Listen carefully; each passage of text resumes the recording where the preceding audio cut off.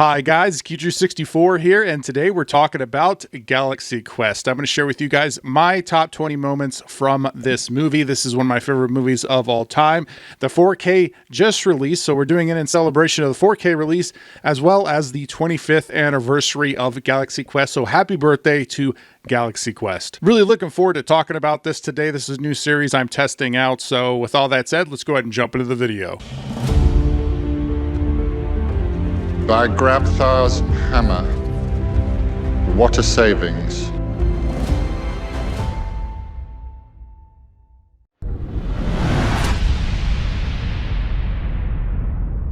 So in this scene, we've got Guy, played by Sam Rockwell. We've got Fred, played by Tony Shalhoub. And Tony Shalhoub's Fred is making out with a Thermian. This is more towards the end of the movie. But his response just, oh, that's not right. No. Oh, that's not right. No. It's a very simple line delivered in such a memorable way that I've actually used this in multiple videos here on my channel, like little meme clips. It's a great line and it works with so many different things. Sam Rockwell as Guy is great in this movie, and he's going to appear many times here on this list. So let's go ahead and move on to the next one. So in this scene, we've got the ship, which is called the Protector. It's getting wrecked in a minefield. Jason went into the minefield trying to escape Ceres because he thought it was a cloud. Well, it turns out to be an old minefield from an old war. Now, the whole scene is full of lots of action and explosions, but that's not really what my favorite part is. That's a great part of the movie. But what makes it so good is that the reaction from everyone as the ship is blowing up, particularly the pilot, Tommy. His like freak out is so awesome in this scene, and that's why I'm putting it on my list.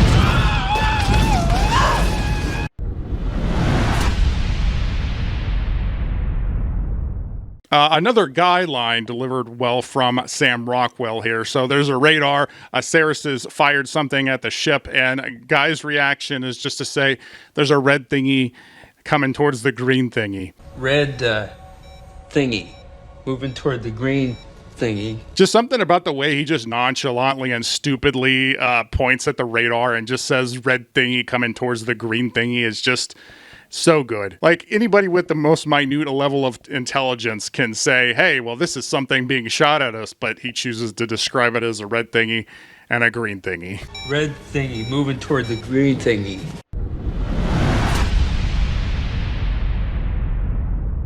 So Alan Rickman plays Alexander, aka Dr. Lazarus. So everybody got three names here: their actual name, their name within the movie, and then the character that they play within the movie. So you can feel his frustration in the delivery. So all of the characters are outside of a shop called the Tech Value Electronics Superstore.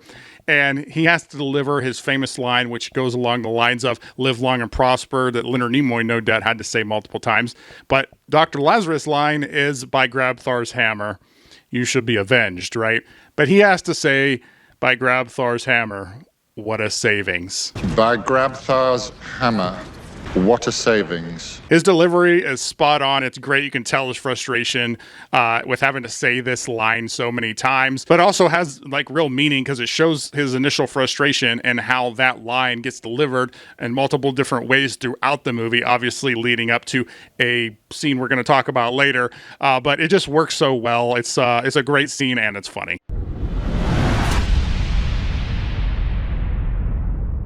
So in this scene, we've got Brandon, who is the Galaxy Quest fanboy within the movie, is played by Justin Long. This is, I think, his first movie. If it wasn't his first movie, it's got to be one of his first movies. And he's on the communicator. He's talking to Jason, trying to walk them through how to survive some stuff that's going on. And he has to stop talking because his mom told him to go take out the trash, right? And I identified with this as a kid. I think all kids were probably were interrupted with a video game or whatever it is they were doing that been told to go take out the trash. So and it's just so great. It just breaks up like this, all the action going on the ship and the tension and everything with like this. You have to go take out the trash. It's such a great scene.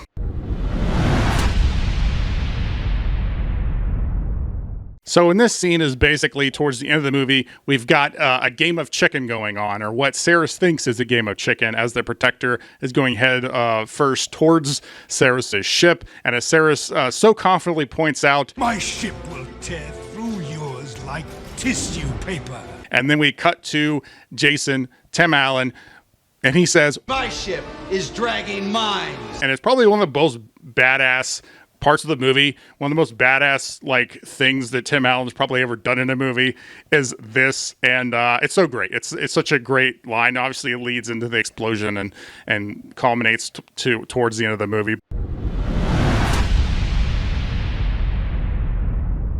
Tis but a scratch, right? So anybody just from the title, you could probably tell what this scene is. This is the scene where the Protector is leaving the spaceport, or what we think is a spaceport. We'll get into that here in a second. But the awe of this moment of the crew being like, oh, we get to take the ship out. And we've got Tommy, who's the pilot within the show, bringing the ship out because he was the pilot within the show. So he's now the pilot on the ship. And as you got this awe, the music's going, and it's just reminiscent of all of the scenes in Star Trek, the Star Trek movies, particularly the first Star Trek, the motion picture, where the ship is leaving the dock and it's like, oh, look at this awesome sight. But obviously Tommy doesn't actually know how to fly the ship, so he gradually just starts to move over to the side and just scrapes the side completely. New paint job needed as soon as you get out of the spaceport, and then you get it zooming out, and then you realize the space station that they're actually is the looks to be the remnants of the Thermium planet. I'm not sure if that's actually said in the movie, but I've always viewed it as that's what remains of the Thermians planet, and it really nails like everything you need in this scene. There's comedy, there's drama, there's story, there's awe, there's everything you need in this scene. It's a great scene. So one thing that a lot of people may remember is Dr. Lazarus saying miners, not miners. Just Alan Rickman's delivery is great, but that's not actually the line that's in the best moment here. The best moment is where Sigourney Weaver is looking at Sigourney Weaver as Gwen is looking at these aliens. They kind of look they look kind of cute, I guess. But obviously it turns very fast. Guy stops her from going out there to pet them, or whatever she was going to do. I don't know. Guy, who is simultaneously the smartest person on the crew and the dumbest, stops her to say, did you ever watch the show? Like, do you know what's going to happen here? And the tone shifts so dramatically, so fast. The reaction from everyone as the aliens just jump this wounded alien and just start eating them because they're cannibals. And they're running away. And Gwen's like, well, we have to get out of here quick before one of these things kills Guy, leading into the whole Guy as Sam Rockwell, the red shirt, is going to die. It's just golden. Everything about this scene is great. This whole moment is based on this one line delivery where Gwen has to completely repeat what the computer is saying. And, they're like, can you stop doing that? That's really annoying. And she just says, I have one job on this lousy ship. It's stupid, but I'm going to do it. This is the scream. So there were a couple iconic screams in cinema history. We've got Kevin McAllister from Home Alone. We've got Marion Crane from Psycho. And we have Guy from Galaxy Quest.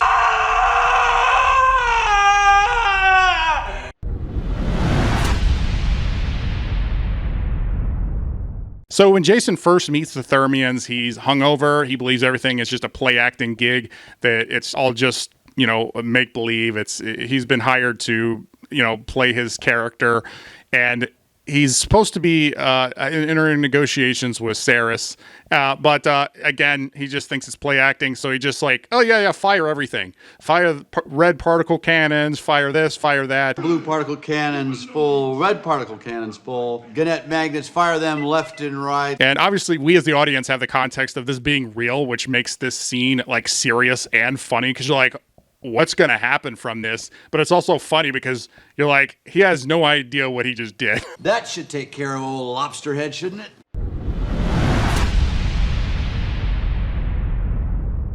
This scene is so great. It's one of my favorite scenes. Obviously, all of these scenes are like my favorite scenes, but I really like this one. You have like great music, great reaction from Jason here. As Jason, this is the realization that he's actually in space. He's on an actual ship. And what's really great about this is that the way the movie is and they actually put this back into the physical media release. They had a format shifts throughout the theatrical release of this movie. So when they show the old show footage, it's in the full screen format of 133. And then from there, it opens to 185. And that's basically where it stays until this scene where you got the space opening up, and then it switches to a 235. And it's the remainder of the film. And it really just shows like the opening up of everything, like of his eyes, the opening up of the movie. It just represents so much stuff, and it really utilizes that aspect change ratio to great effect. It's one of the best uses of like aspect changes in film, in my opinion. And it's just a great scene, great effects. Like it still looks good today, and from a movie from 1999. So in this scene, we have the Thermians in a limo, and they're taking Jason to do this play acting gig, or what he thinks is a play acting gig. And there's a broken translator. So one of the Thermians does this. Okie dokie. Now, I don't know if Missy Pyle, who's the actress who plays the character, I don't know if like she was directed on exactly what to do, or if she just made this up. I have no idea. Regardless, it's great. It's funny. Every time I hear it, I laugh like a little kid every single time.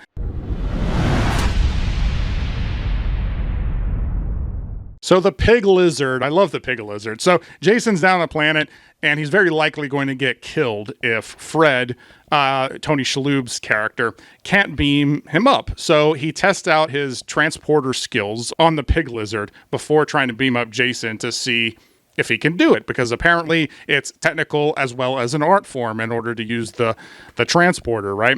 So you have all of this, this tension, this pig lizard, Jason's going to die, presumably from this thing, and breaking all of this tension, you have him beam up the pig lizard, and this is the result that happens from him beaming him up. Oh no, everything's fine. But the animal is inside out.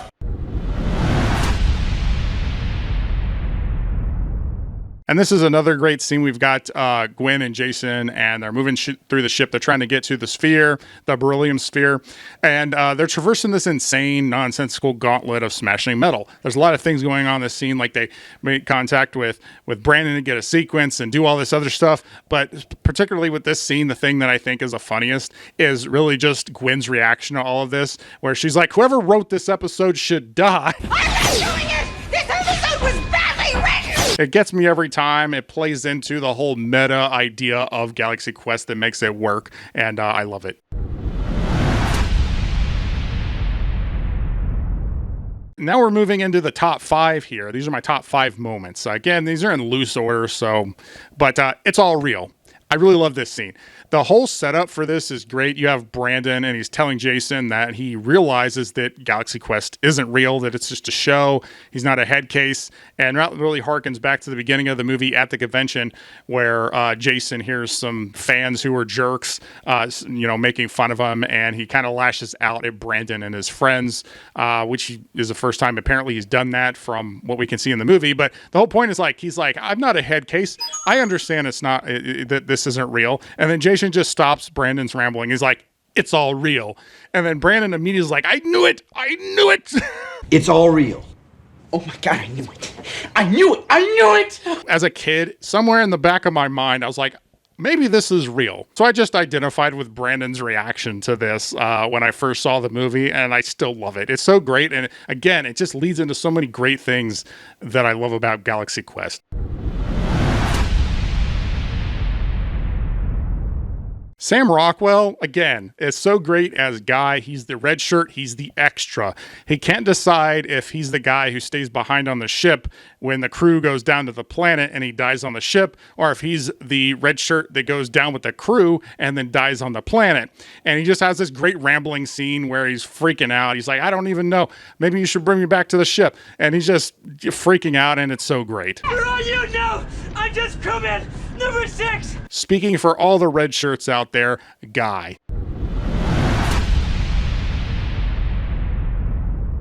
The ship crashes into the convention, which is where the movie basically started, with a convention. So it ties everything back together. And then after everything happens, the characters all take a bow. Initially, it's just Jason taking the bow, because the whole point of the movie to begin with was that Jason kind of hogs all of the spotlight. He's the one who feeds into it, and he loves the fans and his role and everything else. But he kind of hogs the spotlight. Here, he's like, I'm going to take a bow, but only with the entire crew, and guys included there. So it really just represents his growth throughout the movie. It's a great way to end the movie, tying it right back into the convention, and it ties in the fans of Galaxy Quest, like within the movie, into that ending.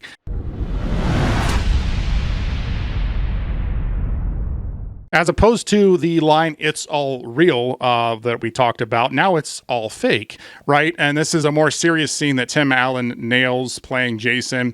He's forced to admit to Mathazar that he's an actor and everything that the Thermians think about the show is fake, that they are pretending. Sarah forces him to do this. He doesn't understand. Explain as you would a child. It's another nail in the coffin of what he's going to have to do, which is just shatter everything the Thermians believe about, the crew and Galaxy Quest, the show, being a real thing.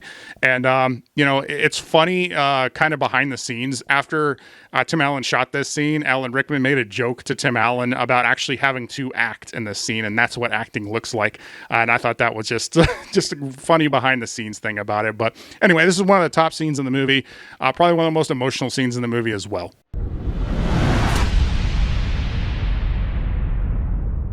And Grabthar's hammer for real. So this scene edges out the last scene for probably my favorite scene, but I love all of these scenes. That's why we're talking about it here. But this, we got Alan Rickman as Alexander, aka Dr. Lazarus. The Thermian is dying in his arms, and this Thermian has loved Dr. Lazarus and built his entire life around the fictional character of Dr. Lazarus.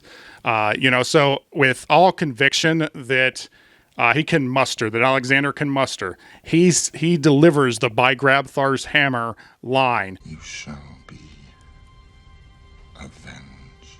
And he does it with such meaning and feeling. And again, this set of lines has been said multiple times throughout the movie, and it's all building up to this, where it's like, this line means something now. I used to hate this line and everything that it meant. Like, this line was the culmination of what he viewed as a failure he was as an actor, to I'm saying this with complete conviction because this person has built their life around this and is dying in my arms. And it's so great. And then he immediately gets up and just charges through towards one of the reptilians, one of Sarah's goons. This scene really encapsulates everything about the change throughout the movie for this character, into accepting the way he's perceived. And he's no longer trapped by the character of Dr. Lazarus that he portrayed anymore. Thing with Galaxy Quest is that it manages to give you so many different genres within this, like, sci-fi. You've got, meta humor, standard comedy. There's some slapstick in there, just great line delivers. You've got serious moments. You've got character growth. There's some pretty good effects that still hold up pretty well. It's such a tight script, well paced. There's no scenes that I would want to take out of the movie. And there's only a handful of movies I can say that about. I just love Galaxy Quest. These are my top 20 moments that I picked out to talk about with you guys today. Let me know what your favorite moments are. Are they one of the ones I talked about, or was there one of your favorite moments that I didn't talk about? I know there's lots of more favorite moments that I could have picked out, but I wanted to narrow it down to 20. And as I said at the beginning, let me know if you like this series. If you do, hit the like button, and let me know if you guys want to see another one. I was thinking about maybe doing Sandlot or Back to the Future. I'm kind of picking my favorite movies to talk about because I kind of know those movies by heart, so it's so easy for me to pick out what my favorite moments are. But regardless, this was a really fun video to do. I just love talking Galaxy Quest. I love talking about movies that I love, and this was an excuse for me to talk about Galaxy Quest. But anyway, I just want to thank everybody for sticking around on this video.